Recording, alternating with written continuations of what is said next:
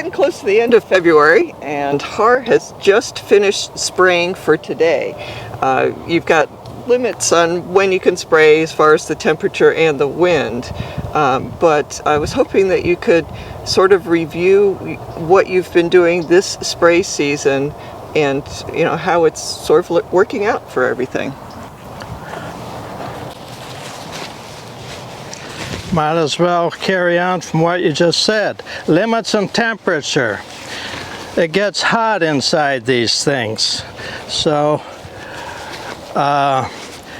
heat exhaustion becomes an issue pretty fast when you're not able to sweat out into the air properly.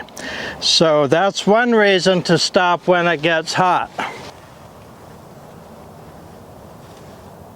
Another reason is that usually by 9 or 9:30 the sun is bright and the day is warm and the bees and flies are working the flowers. So the less one bothers them, even if the spray is not toxic, the more work they can get done. And also having spray dry on the leaves in bright sun can sometimes cause burns to the leaves and presumably to the flowers even more. So getting done with a spray early in the day is generally desirable for most spray mixes. Now, if you're spraying something that you don't want to bother to suit up for, or of course if you're in a tractor with a closed cab, well, that issue goes away. If your spray mix doesn't really bother the bees, well, fine. If it doesn't burn the leaves when the sun's on, then you can spray in the middle of the day. But usually product labels will tell you to spray in the evening or during the night or early in the morning. Now, people that live well away from the sea, well inland, they have more calm weather to spray.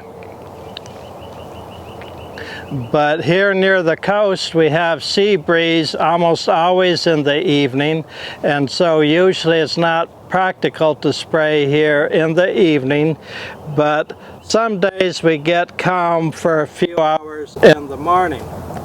Now, it's been it went 19 days with my not being able to spray because it was too windy in the mornings, but yesterday, today, and presumably tomorrow, I'm spraying again. Now, with this equipment, which is slow going, and I'm under the tree getting full coverage with the spray gun, I get out somewhere between 1 and 5 tanks maximum in a day. Yesterday and today it was just 2 tanks a piece.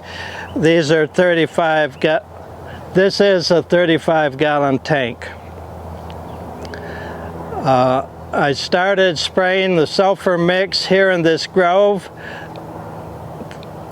on the 5th of January through the 31st of January, and then 19 days of wind I didn't spray, and now back to spraying the same mix, and I haven't gotten through the whole grove once yet.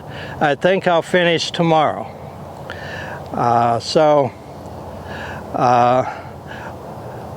suppose that most of you viewing this will have even smaller operations and be able to get your spraying done in 1 or 2 days. If you have a great big rig, a 500-gallon tank with multiple nozzles and big fans, some of what I say today won't apply to you. Powdery mildew is the main enemy of mango production because the flowers come on in the cool weather when the weather's also not rainy, and that's when powdery mildew does really well. Unlike other fungi in general, Powdery mildew is actually harmed by rain because rain washes the spores off the leaves. Rain is a natural treatment against powdery mildew. Also washes the spores off the flowers. There are other things that you can spray against powdery mildew that don't require agitation. There are several natural bacteria and fungi that are in products that are sold for organic production. And when you are using those, you are using biological warfare against powdery mildew and other fungi.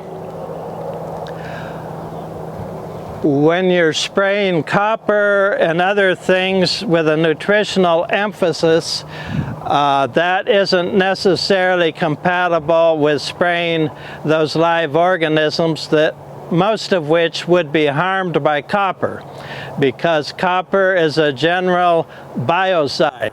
In other words, in sufficient concentration, copper kills life. Even though it's an essential nutrient, always keep the two facts in balance. Copper at a pesticidal concentration kills both bacteria and fungi. It's very effective against anthracnose, but not very effective against powdery mildew. It's slightly effective, maybe 10 or 20% effective.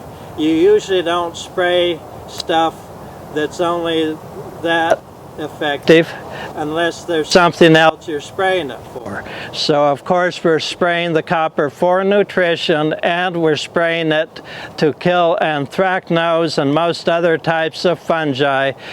And the fact that it helps a little bit against powdery mildew doesn't hurt either.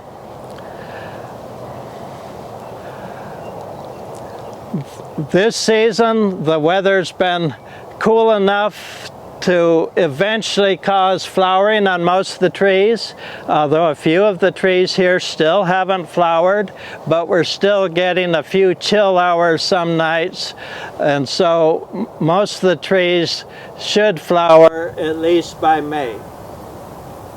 Flowering can occur anytime from November to May, occasionally out of season.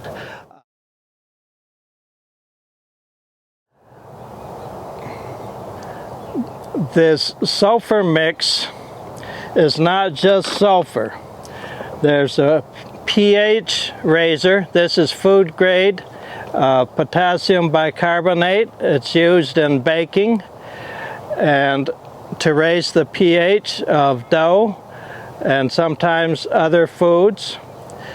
And it has a nutritional effect on the plants also, but the high pH has several effects, including making copper not toxic to the plants in the dose that we use. Now, copper is an essential nutrient both to plants and to people. Some people get the notion they should avoid copper entirely.